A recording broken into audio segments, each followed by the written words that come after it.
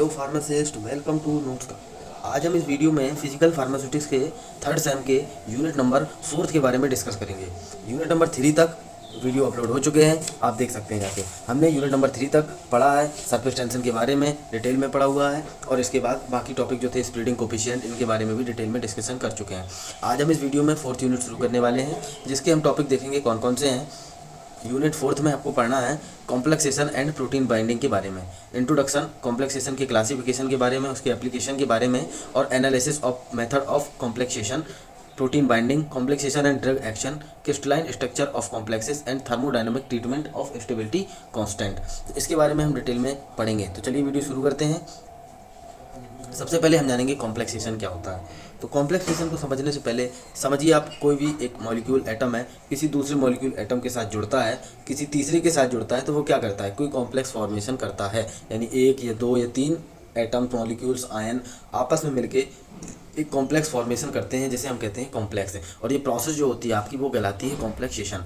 तो complexation is the process of complex formation, that is the process of characterization the covalent और non covalent interaction between 2 और more compound. यानी कि complex का formation होता है 2 या 2 से अधिक पदार्थों के बीच में with the help of covalent और नॉन कोवेलेंट इंटरेक्शन। यानी कि कोवेलेंट और नॉन कोवेलेंट बॉन्ड इसमें इंक्लूड होते हैं, जो कि एक कॉम्प्लेक्स का फॉर्मेशन करते हैं। The ligand is a molecule that interact with another molecule the drug to form a complex. यानी कि लिगैंड किसी दूसरे मॉलिक्यूल के साथ मिलकर कॉम्प्लेक्स का फॉर्मेशन करते हैं। अब लिगैंड क्या होते हैं? तो लिगैंड जो मॉलिक्यूल होते हैं which have the loan pair of electron, यानी कि जो आपके मॉलिक्यूल्स हैं जिनके पास लोन पेयर ऑफ इलेक्ट्रॉन है, वो आपके कहलाएंगे लिगेंड्स कहलाएंगे। ये आपके कई प्रकार के होते हैं, जैसे मोनोडेंड्रेट लिगेंड, बाइडेंड्रेट लिगेंड। जैसे आपका अमोनिया हो गया, उसमें नाइट्रोजन के पास एक लोन पेयर ऑफ इलेक्ट्रॉन है, तो वो आपका कहलाएगा मोनोडेंड्रेट। जैसे आपका H2O हो गया, उसमें ऑक्सीजन के पास 2 लोन पेयर ऑफ इलेक्ट्रॉन है, तो वो आपका कहलाएगा मोनोडेंड्रेट लिगेंड। यानी कि ऑक्सीजन के पास यदि 2 लोन पेयर ऑफ इलेक्ट्रॉन है, तो वो भी आपका मोनोडेंड्रेट लिगेंड ही कहलाएगा। क्यों? क्योंकि एटम तो एक ही है ना, ऑक्सीजन के पास ही 2 different loan pair of electron है, तो वो मोनोडेंड्रेट लिगेंड ही होगा। जो आपका डाइडेंड्रेट लिगेंड होगा, यानी कि कोई आपका एटम है, मॉलिक्यूल्स हैं, जिसके 2 आपके एटम्स के पास लोन पेयर ऑफ इलेक्ट्रॉन है, तब वो आपका कहलाएगा डाइडेंड्रेट लिगेंड्स। जैसे आपका एथिलीन डाइअमीन, इसमें आपका जो एथिलीन की चेन से 2 NH2 जुड़े होते हैं, उसमें दोनों नाइट्रोजन आपका lone pair of electron consist करते हैं, तो वो आपका कहलाएगा डाइडेंड्रेट लिगेंड।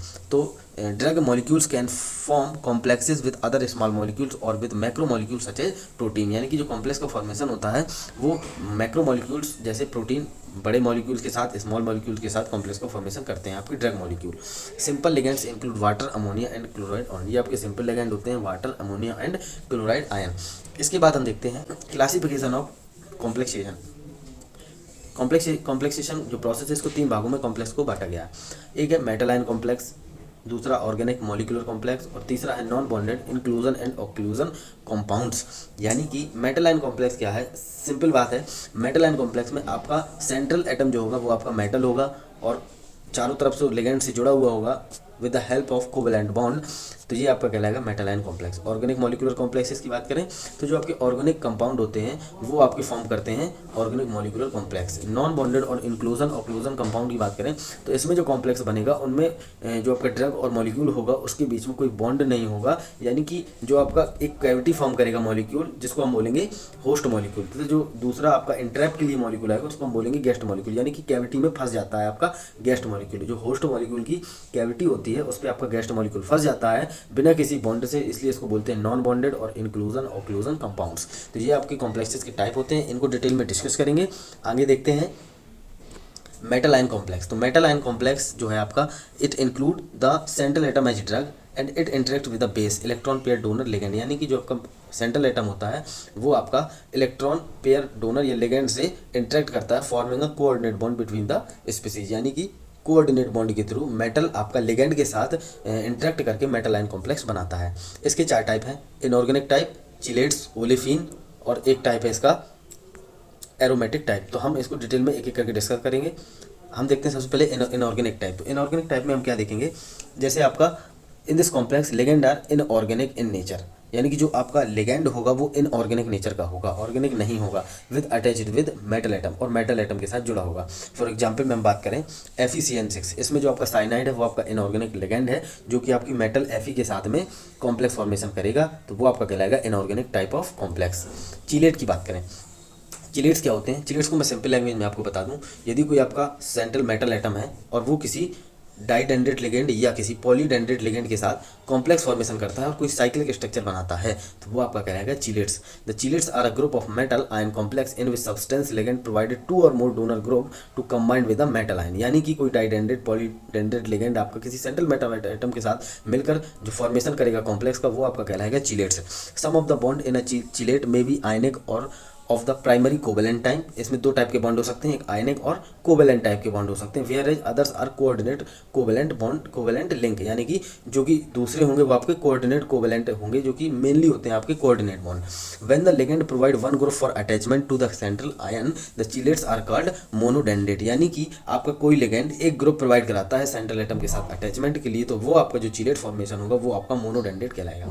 तो ये आपका कुछ चिलेट होता है। इसका हम एग्जाम्पल की बात करें चिलेट की, तो जैसे आपका एथिलीन डायमीन है, वो आपका किसी सेंट्रल मेटल एटम के साथ में फॉर्मेशन करेगा और साइक्लिक स्ट्रक्चर बनाएगा। ये आपका एक डाइडेंड्रेट लिगेंड है, यानी कि जो दोनों नाइट्रोजन के एटम है NH2 के, वो आपका कोवेलेंट बॉन्ड के थ्रू किसी मेटल से जुड़े हुए होंगे और चिलेट का फॉर्मेशन करेंगे, साइक्लिक स्ट्रक्चर बनाएंगे, जिसको हम बोलेंगे चिलेट मेटल आयन कॉम्प्लेक्स।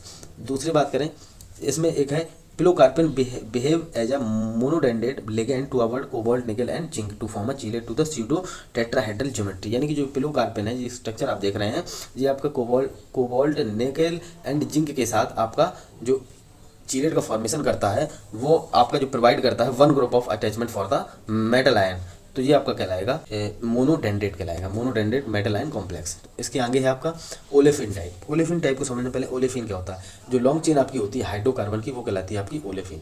तो ओलेफिन में जब आपको जो ओलेफिन है, यानी कि लॉन्ग चेन है आपकी हाइड्रोकार्बन की, उसमें डबल बॉन्ड और ट्रिपल बॉन्ड बीच बीच में जुड़े हुए होते हैं। तो जब इन्हीं किसी बॉन्ड के ब्रेक होने के बाद कोई मेटल इनमें आके जुड़ जाती है, वो आपका कहलाता है olefin type metal ion complex. The aqueous solution of the certain metal ion like platinum, iron, lead, mercury and silver can absorb olefin such as ethylene to yield water soluble complex, और ये water soluble complex का formation करती है। These are used as a catalyst in the manufacture of bulk drug, यानी कि catalyst के रूप में भी olefin type complex का उपयोग किया जाता है। and analysis of drug, किसी ड्रग की एनालिसिस करने में इसका उपयोग किया जाता है। एरोमेटिक टाइप, अब एरोमेटिक टाइप की बात करें तो एरोमेटिक यानी कि जो आपका कोई एरोमेटिक कंपाउंड होगा, वो किसी मेटल से आपका जुड़ के अटैच होके किसी कॉम्प्लेक्स का फॉर्मेशन करेगा, तो वो आपका कहलाएगा aromatic metal ion complex. Aromatic का मतलब है जैसे कोई बेंजीन की रिंग हो गई, टॉलुइन हो गई, जाइलिन हो गई। तो सिंपल जैसे आप बेंजीन का आप एग्जाम्पल ले लें, तो उसमें पाई बॉन्ड सिग्मा बॉन्ड दोनों बॉन्ड प्रेजेंट होते हैं।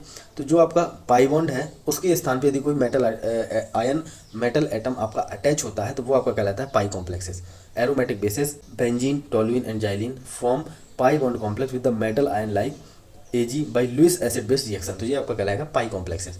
सिग्मा की बात करें, sigma bond complex involve in the formation of a sigma bond between ion and a carbon of aromatic ring, यानी कि जो कार्बन है एरोमेटिक रिंग का, उस सिग्मा बॉन्ड के थ्रू आपका कोई मेटल उसमें अटैच हो जाता है, वो कहलाता है सिग्मा कॉम्प्लेक्स। अब आता है सैंडविच कंपाउंड। सैंडविच सीधे आप समझिए कि सैंडविच में कोई आपके दो एरोमेटिक रिंग होंगी, जो कि बीच में जिसमें आपके बीच में कोई मेटल आयन धंसा हुआ होगा, जुड़ा हुआ अटैच होगा, उसको हम कहेंगे sandwich compound. It is a complex in which metal bound by haptic covalent bond to arene ring, यानी कि कोई मेटल आइटम आपका दो एरिन रिंग से अटैच होगा through the haptic and covalent bond, वो आपका कहलाएगा सैंडविच कंपाउंड। यानी कि ये आपका मेटल आयन कॉम्प्लेक्स चार टाइप के हो गए, ओलेफिन, एरोमेटिक और चिलेट्स और इनऑर्गेनिक टाइप। अब इसके बाद हम देखेंगे ऑर्गेनिक मॉलिक्यूलर कॉम्प्लेक्स के बारे में। ऑर्गेनिक मॉलिक्यूलर कॉम्प्लेक्स आप समझिए कि जो आपका इसमें ऑर्गेनिक मॉलिक्यूल्स होंगे वो इन्वॉल्व होंगे। They also known as additive complex and form by the union of two organic molecules held together by the electrostatic force ionic covalent and also by the hydrogen bonded complexes. यानी कि जो organic molecule होंगे वो complex बनाएंगे किसके through? Through the electrostatic force ionic covalent and also hydrogen bonded. यानी कि जो आपका ऑर्गेनिक मॉलिक्यूल्स हैं वो आपका कॉम्प्लेक्स बनाएंगे। इसके जो टाइप हैं चार्ज ट्रांसफ़र कॉम्प्लेक्सेस, इसको समझिए। चार्ज ट्रांसफ़र कॉम्प्लेक्सेस का मतलब है कि किसी भी ऑर्गेनिक मॉलिक्यूल में चार्ज ट्रांसफ़र रिस्पॉन्सिबल होता है उसकी कॉम्प्लेक्सेशन के लिए, किसी भी एटम के अटैचमेंट के लिए, ताकि कोई एटम उसमें आके जुड़ता है, तो वो आपका कहलाता है charge transfer complexes. These complexes are generally form by sharing of pi electron. In this type of complexation one of the constituent molecule of the complex polarize the other resulting in a type of ionic interaction और charge transfer. यानी कि इस प्रकार के complexes जो होते हैं, इनमें कोई जो भी कॉन्स्टिट्यूएंट मॉलिक्यूल्स होता है वो कॉम्प्लेक्सेशन करता है with the polarization and the resulting in a type of ionic interaction और चार्ज ट्रांसफर, जो कि रिस्पॉन्सिबल होता है ऑर्गेनिक मॉलिक्यूल्स में कॉम्प्लेक्सेशन के लिए। तो ये आपका होता है चार्ज ट्रांसफर कॉम्प्लेक्सेस। इसके बाद हम बात करें पॉलीमर टाइप। पॉलीमर टाइप से आप समझिए कि जो आपके पॉलीमर्स होते हैं वो आपके कॉम्प्लेक्सेस बनाते हैं। Many pharmaceutical additive such as polyethylene glycol carboxy methyl cellulose contain nucleophilic oxygen, यानी कि जो न्यूक्लियोफिलिक ऑक्सीजन इसके साथ कॉम्प्लेक्स बनाते हैं। They can form complexes with various drug, और ये आपके कई प्रकार के ड्रग के साथ कॉम्प्लेक्स फॉर्मेशन करते हैं। फॉर एग्जांपल में अगर देखें कार्बोवैक्सेस, पिलोनेक्स और drug tannic acid, salicylic acid, phenol etc., यानी कि जो आपके ये पॉलीमर है कार्बोवैक्सेस और पिलोनेक्स, ये आपके टेनिक एसिड, सैलिसिलिक एसिड और फिनोल के साथ कॉम्प्लेक्स बनाते हैं, जिसे हम कह सकते हैं polymer type organic molecular complex. अगला है इसके बाद कार्बोक्सी मेथिल सेलुलोज और एम्फेटामाइन, ये आपका बनाता है पुअरली एब्जॉर्ब ड्रग, ये कॉम्प्लेक्स है। तो ये इसके बाद हम देखेंगे picric acid type. Picric acid being a strong acid from organic molecular complexes with weak base, यानी कि पिक्रिक एसिड एक स्ट्रॉन्ग एसिड है जो कि वीक बेस के साथ आपका कॉम्प्लेक्स बनाएगा। Where it combined with strong bases anaesthetic activity of butesin to yield salt, और यदि ये किसी स्ट्रॉन्ग बेस के साथ रिएक्ट करता है तो ये एक साल्ट का फॉर्मेशन करता है। ये आपका पिक्रिक एसिड टाइप है। इसके बाद हम देखेंगे लास्ट टाइप है जो आपका कॉम्प्लेक्सेशन का, नॉन बॉन्डेड और इंक्लूजन ऑक्लूजन कंपाउंड्स। तो इसमें हम inclusion complexes, channel type, layer type, इनके बारे में पढ़ेंगे। इंक्लूजन से मतलब है, सबसे पहले आप समझ लीजिए, मैंने आपको बताया कि कोई भी इसमें होस्ट होगी, जो आपका होस्ट मॉलिक्यूल, उसमें आपके इंटरेक्ट हो जाएगा किसी भी गेस्ट मॉलिक्यूल का पार्टिकल, तो वो आपका जो कॉम्प्लेक्स फॉर्मेशन करेगा वो आपका कहलाएगा ऑक्लूजन टाइप कॉम्प्लेक्स। तो इंक्लूजन की बात करें, these complexes are also called occlusion compound in which one of the component is trapped in the open lattice or cage like crystal structure of others, यानी कि जो आपका ओपन लैटिस होगी या केज लाइक स्ट्रक्चर होगी उस पर आपके इंटरेक्ट हो जाएगा कोई अदर मॉलिक्यूल, तो ये आपका कहलाएगा ऑक्लूजन कंपाउंड। इसके जो टाइप होते हैं, चैनल टाइप। चैनल टाइप का मतलब है कि जो आपका क्रिस्टलाइजेशन स्ट्रक्चर होगी किसी भी होस्ट मॉलिक्यूल की जिसमें चैनल लाइक स्ट्रक्चर होगी। तो guest molecule is usually limited to long unbranch straight line compound, जो आपका गेस्ट का मॉलिक्यूल होगा इन्हीं चैनल्स में आके इंटरेक्ट हो जाएगा, जो कि unbranch straight chain compound complex formation करेगा। तो ये आपका होता है चैनल टाइप, आप इसको देख सकते हैं। Layer type, compound such as clay or montmorillonite right, यानी कि जो कॉन्स्टिट्यूएंट ऑफ बेंटोनाइट है, can entrap hydrocarbon alcohol and glycol, यानी कि जो आपका इसमें होस्ट का मॉलिक्यूल है एक लेयर टाइप। जैसे आपने एग्जांपल देखा होगा रुई का, तो रुई में एक छोटे छोटे से आपने देखे होंगे एटम्स टाइप के, पार्टिकल टाइप के उसमें होते हैं, इंटरेप्ट होते हैं, तो वो इसका बेस्ट एग्जाम्पल है। तो इसमें जो आपका होस्ट मॉलिक्यूल है क्ले हो सकता है, या मोंटोमोर्लिलोराइट कॉन्स्टिट्यूएंट ऑफ बेंटोनाइट, ये आपका इंटरेक्ट करता है हाइड्रोकार्बन्स को, अल्कोहल को और ग्लाइकोल को। इस टाइप के आपके जो कॉम्प्लेक्स होते हैं वो लेयर टाइप कहलाते हैं, इसको आप देख सकते हैं। इसके बाद है आपका नॉन बॉन्डेड। नॉन बॉन्डेड में है क्लैथरेट, अगला type. It is available as white crystalline powder during crystallisation certain substance from a cage like lattice in which the coordinating compound is entrap, यानी कि जो इसमें होस्ट मॉलिक्यूल होगा उसको वो आपका एकदम केज लाइक स्ट्रक्चर ही बनाया होगा, यानी कि आपका गेस्ट का मॉलिक्यूल आए और उस पर आके तुरंत इंटरेप्ट हो जाए, तो वो आपका कहलाएगा clathrate type complex. Monomolecular type की बात करें, मोनोमोलिकुलर में क्या है, इस प्रकार का जो इंक्लूजन होता है ये इन्वॉल्व करता है entrapment of single guest molecule in the cavity of one host molecule, यानी कि जो आपका होस्ट का मॉलिक्यूल होगा उसमें यदि कोई आपका मॉलिक्यूल सिंगल गेस्ट मॉलिक्यूल आके इंट्रैप हो जाता है होस्ट मॉलिक्यूल की कैविटी में, तो वो आपका मोनोमोलिकुलर कहलाएगा। और यदि किसी होस्ट मॉलिक्यूल की कैविटी में सिंगल की जगह कोई 2, 3, 4, 5 आके मॉलिक्यूल्स आपके इंट्रैप हो जाते हैं तो वो आपका कहलाएगा macromolecular type complex. Most of the host molecule are cyclodextrin, यानी कि जो होस्ट मॉलिक्यूल होते हैं साइक्लोडेक्स्टिन। तो सपोज करिए आपका साइक्लोडेक्स्टिन है, उसमें कोई सिंगल गेस्ट मॉलिक्यूल आके इंट्रैप्ट हो गया तो वो आपका कहलाएगा मोनोमोलिकुलर टाइप, इसको आप देख सकते हैं। इसके बाद में यदि कोई आपका साइक्लोडेक्स्टिन है उसमें कोई आके 2 या 2 से अधिक एटम्स आके उसमें इंट्रैप्ट हो जाते हैं, वो आपका कहलाएगा मैक्रोमोलिकुलर टाइप कॉम्प्लेक्स है। Interior of the cavity is related hydrophobic, जो इसका इंटीरियर कैविटी होगी वो आपकी इसकी हाइड्रोफोबिक होगी, और जो इसका एंट्रेंस की कैविटी होगी वो आपकी इसकी हाइड्रोफिलिक नेचर की होगी। तो ये आपके इस प्रकार के कॉम्प्लेक्सेस है। इसके कुछ एप्लीकेशंस है। फिजिकल स्टेट की बात करें, complexation process improve processing characteristics by converting liquid to solid complexes, यानी कि जो कॉम्प्लेक्सेशन की प्रोसेस है वो आपका प्रोसेसिंग कैरेक्टरिस्टिक्स को इंप्रूव कर देती है liquid to solid complex, converting to liquid to solid complex, यानी कि जो लिक्विड से सॉलिड का कॉम्प्लेक्स बनता है उनकी जो कन्वर्टिंग की प्रोसेसिंग होती है उसको ये इंप्रूव कर देता है कॉम्प्लेक्सेशन।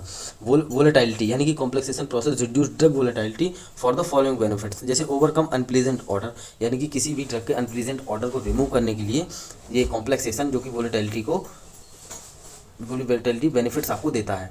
सॉलिड स्टेट स्टेबिलिटी की बात करें, सॉलिड स्टेट स्टेबिलिटी में है complexation process enhance solid state stability of the drug, यानी कि कॉम्प्लेक्सेशन से सॉलिड स्टेट की स्टेबिलिटी इंक्रीज हो जाती है। एग्जाम्पल की बात करें, beta cyclodextrin complexes with vitamin A and D, जो कि आपकी सॉलिड स्टेट की स्टेबिलिटी को इनहेंस यानी कि बढ़ा देता है। सॉलिबिलिटी की बात करें, complexation process enhance solubility of drug, यानी कि किसी भी ड्रग की सॉलिबिलिटी को बढ़ा देता है। Caffeine and the solubility of the PABA para amino benzoic acid by complex formation, यानी कि जो कैफीन होता है आपका पाबा के साथ जब कॉम्प्लेक्स बना लेता है तो ये इसकी सॉलिबिलिटी को इंक्रीज कर देता है। डिसोल्यूशन की बात करें, complexation process enhance the dissolution of the drug. तो इस प्रकार के कुछ एप्लीकेशन थे कॉम्प्लेक्सेशन प्रोसेस के, जिसको हमने डिटेल में देखा। इसके बाद में हम देखेंगे method of analysis of complexation. इसका मतलब है कि जब हमने कॉम्प्लेक्सेशन किसी भी दो पदार्थों का कराया तो हमें कैसे पता चलेगा कि कॉम्प्लेक्सेशन हुआ है या कॉम्प्लेक्सेशन नहीं हुआ है। इसी को डिटरमाइन करने के लिए कुछ मेथड है। Number 1 method of continuous variation, pH titration method, distribution method और सॉल्युबिलिटी मेथड। तो इनको एक एक करके डिस्कस करेंगे। कंटिन्यूस वेरिएशन का मेथड है, इसको हम सिंपल लैंग्वेज में समझ सकते हैं। जैसे कोई सब्सटेंस ए है और सब्सटेंस बी है, उसकी फिजिकल प्रॉपर्टी अलग होगी, बी की फिजिकल प्रॉपर्टी अलग होगी, लेकिन यदि इनका कॉम्प्लेक्स का फॉर्मेशन हो जाता है तो जो आपका कॉम्प्लेक्स बनेगा उसकी फिजिकल प्रॉपर्टी इन दोनों से एकदम डिफरेंट होगी। तो उसी की प्रॉपर्टी को हम डिटरमाइन करके पता लगा सकते हैं कि कॉम्प्लेक्स फॉर्म हुआ है या कॉम्प्लेक्स फॉर्म नहीं हुआ है। तो ये जो मेथड होता है कंटिन्यूस वेरिएशन का मेथड कहलाता है।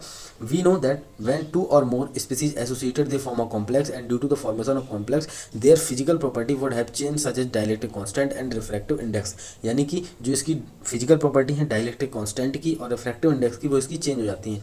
The change in the characteristics prove that the complexation has been taken place, यानी कि जो इसके कैरेक्टरिस्टिक्स में चेंज हुआ है जिससे हम पता लगा सकते हैं कि कॉम्प्लेक्सेशन हुआ है या कॉम्प्लेक्सेशन नहीं हुआ है। Let assume take two species A and B whose individual dielectric constant in solid form and absorbance in solution were measured, यानी कि कोई हमने दो स्पीसीज ली ए और बी, जिसका इंडिविजुअल डायरेक्ट्रिक कांस्टेंट हमने सॉलिड में देख लिया और उसका एब्जॉर्बेंस सॉल्यूशन में देख लिया, मेजर कर लिया, यानी कि हमें इसकी फिजिकल प्रॉपर्टी पता है। अब हम इन दोनों स्पीसीज को मिक्स करते हैं आपस में, तो अब हम कॉम्प्लेक्सेशन का पता कैसे लगाएंगे। The dielectric constant and absorbance we determine, जो कि हम डिटरमाइन कर चुके हैं। The individual value are subtracted with mixed additive value and the result was found, यानी कि जो इसकी इंडिविजुअल वैल्यू डिटरमाइन की हमने डाइलेक्ट्रिक कांस्टेंट और एब्जॉर्बेंस की, उसको हम जो कि मिक्स्ड एडिटिव आपका मिक्सचर है, यानी कि जो जिसका आप कह रहे हैं कॉम्प्लेक्स बन चुका है, उससे हम इसको सब्सट्रैक्ट माइनस करेंगे। तो अगर रिजल्ट में आपका 0 आता है, यानी कि सपोज करिए किसी का रिफ्रैक्टिव इंडेक्स सपोज कर सकते हैं 10 है ए का, और जो आपका मिक्स है उसका भी यदि 10 आता है, तो ये आपकी जो रिजल्ट की वैल्यू आएगी इट रिजल्ट इज 0, तो 0 आई, इसका मतलब कोई कॉम्प्लेक्सेशन नहीं हुआ है। लेकिन यदि आप सपोज करिए एक ही आपकी रिफ्रैक्टिव इंडेक्स 10 है और रिजल्ट आपका जो फॉर्मेशन कॉम्प्लेक्सेशन का हुआ है वो अगर वैल्यू 20 आती है, तो जो कि 0 से सब्सट्रैक्ट करने पे 0 से ज़्यादा होगी, तो हम ये पता लगा सकते हैं कि कॉम्प्लेक्सेशन हुआ है, यानी कि ए और बी आपस में मिलकर कॉम्प्लेक्स बनाए। तो ये जो मेथड है कंटिन्यूस वेरिएशन का मेथड है।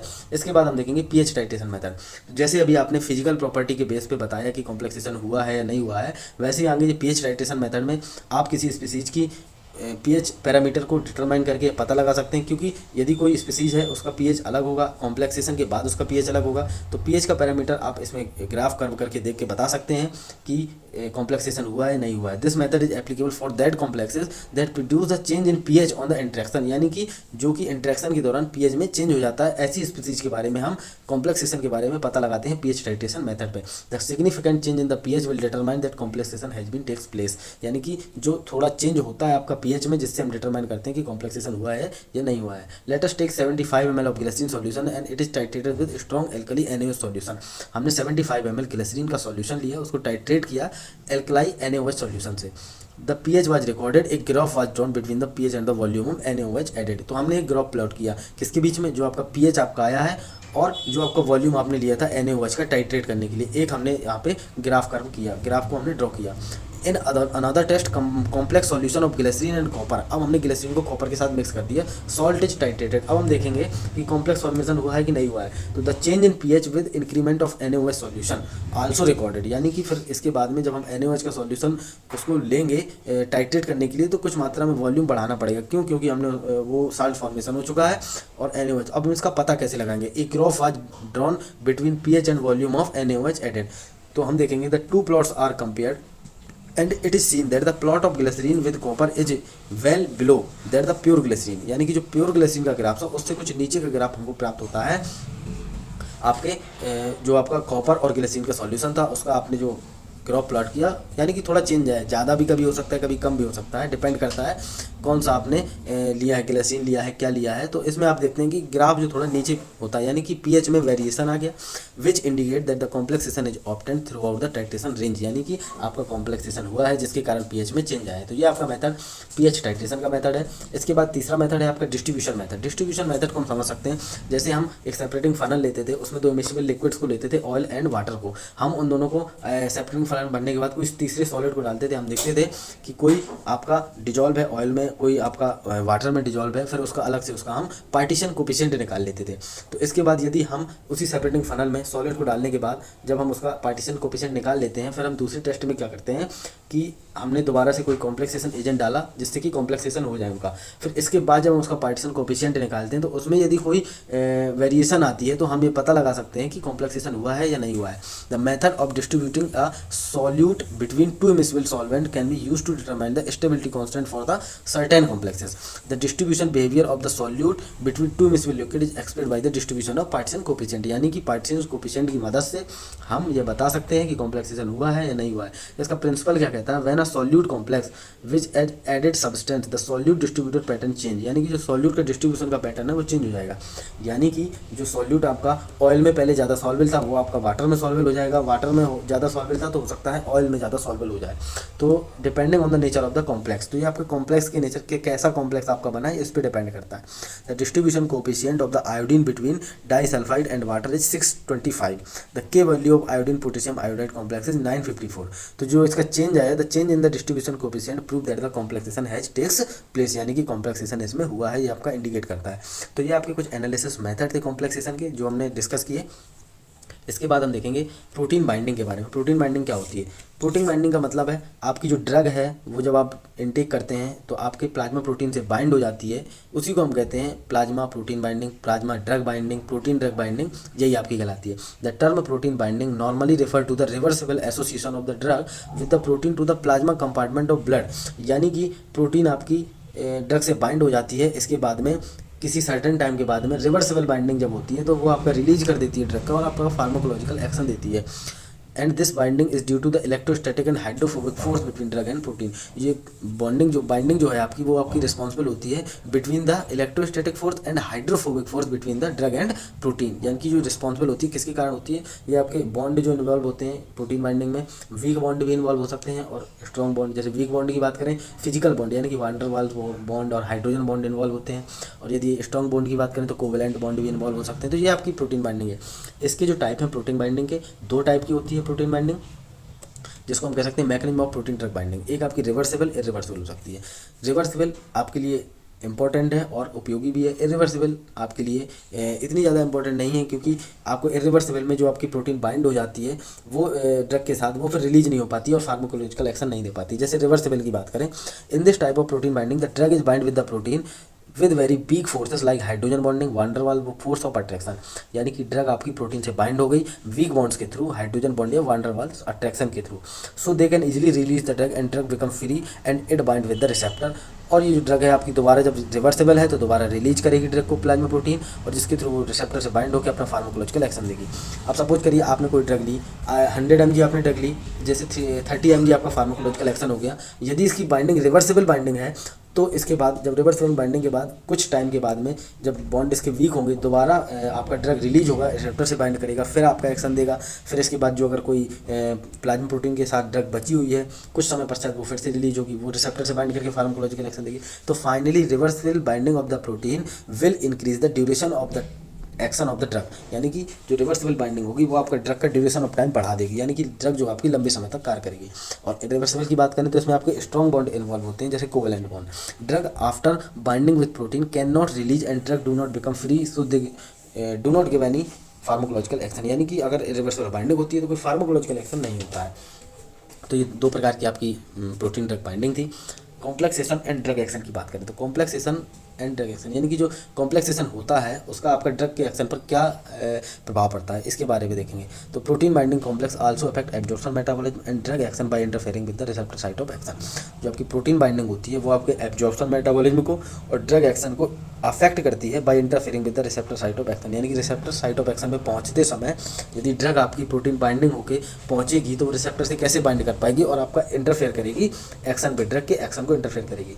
दूसरा पॉइंट है the action of drug to remove toxic metal ion from the human bodies in through complexation reaction, यानी कि कोई भी आपका जैसे आपको पॉइजनिंग हो जाती है मेटल की, तो आप जो उसी मेटल की पॉइजनिंग होगी फिर आप जो एंटीडोट उसका देते हैं तो मेटल्स आपका कॉम्प्लेक्सेशन कर लेती है उसी से, जिससे आपका रिसेप्टर पे मेटल नहीं पहुंच पाती और अपना एक्शन नहीं देती और उसके साथ बाइंड होकर आपका एक्सीट आउट हो जाती है। तो ये कॉम्प्लेक्सेशन आपके लिए यूजफुल है for the metal poisoning. In some cases complexation also lead to poor stability और डिक्रीज एब्जॉर्प्शन, यानी कि स्टेबिलिटी को कमजोर करती है और एब्जॉर्प्शन को भी कम करती है of the drug in the body.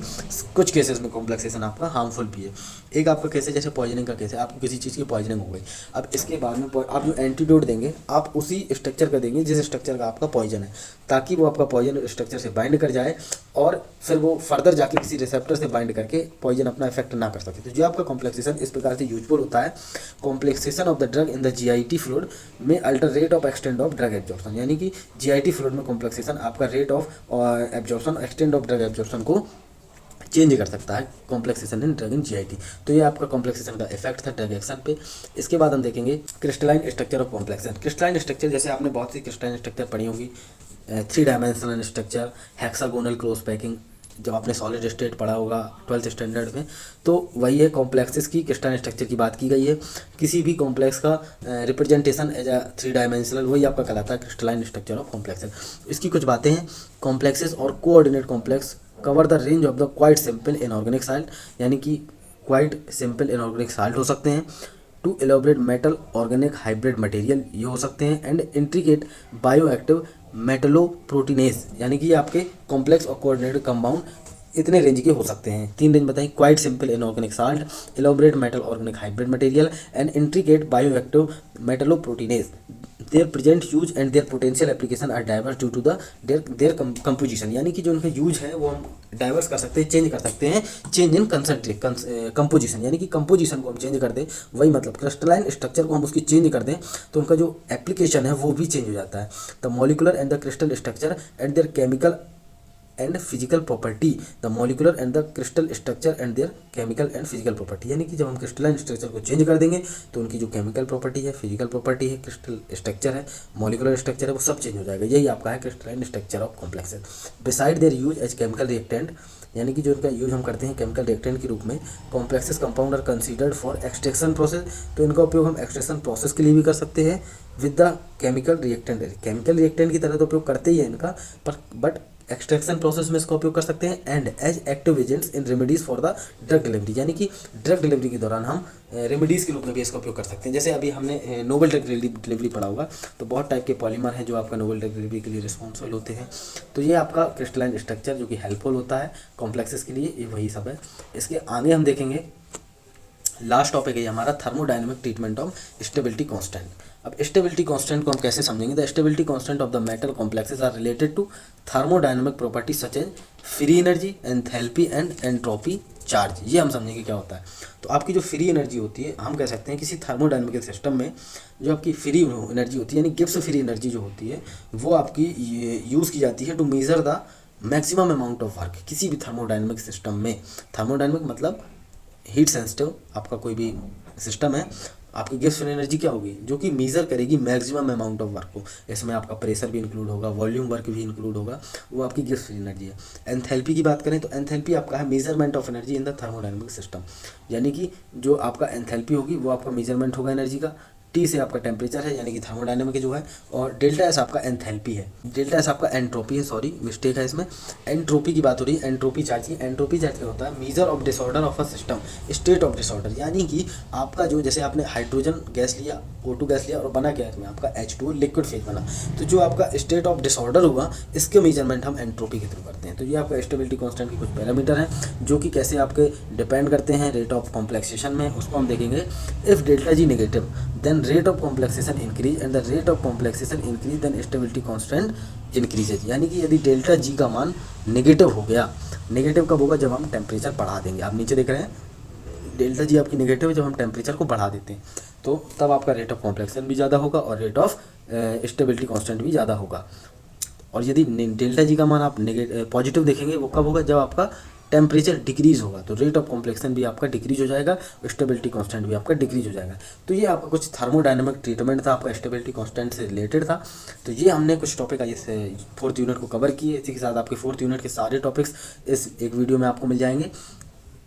और स्टेबिलिटी कांस्टेंट की बात करें, it is an equilibrium constant for the formation of complex in solution, यानी कि जो आपका इक्विलिब्रियम कांस्टेंट है किसी भी सॉल्यूशन में रेट ऑफ कॉम्प्लेक्सेशन फॉर्मुलेशन को स्टेबिलिटी कांस्टेंट से डिटरमाइन कर सकते हैं। It is a measure of the strength of the interaction between the reagent that comes together to form a complex, यानी कि जो दो कंपाउंड आपके मिल के कॉम्प्लेक्स फॉर्मेशन कर रहे हैं, तो हम उसमें ये पता लगा सकते हैं कि आपका जो अट्रैक्शन है दो कंपाउंड के बीच में वो किस टाइप का है, मेजरमेंट ऑफ द स्ट्रेंथ, कितनी स्ट्रेंथ के साथ है, कौन से फोर्सेस इन्वॉल्व हैं, ये हम पता करेंगे स्टेबिलिटी कांस्टेंट के साथ। अब हम देख लेते हैं, हम नेक्स्ट क्लास में लास्ट यूनिट है जो आपकी फिजिकल फार्मास्यूटिक्स, इसके बारे में डिस्कस करेंगे। PH, buffer and isotonic solution, जिसके कुछ सोरेनसन स्केल, पीएच डिटर्मिनेशन के मेथड्स हैं, एप्लीकेशन ऑफ बफर इक्वेशन और आइसोटोनिक सॉल्यूशन, ये बफर आइसोटोनिक सॉल्यूशन, इनके बारे में हम डिटेल में डिस्कस करेंगे। तो हमसे जुड़ने के लिए हमारे व्हाट्सएप ग्रुप में और टेलीग्राम ग्रुप को ज्वाइन करें, लिंक आपको डिस्क्रिप्शन में मिल जाएगी। Thanks for watching this video, मिलते हैं नेक्स्ट वीडियो के साथ।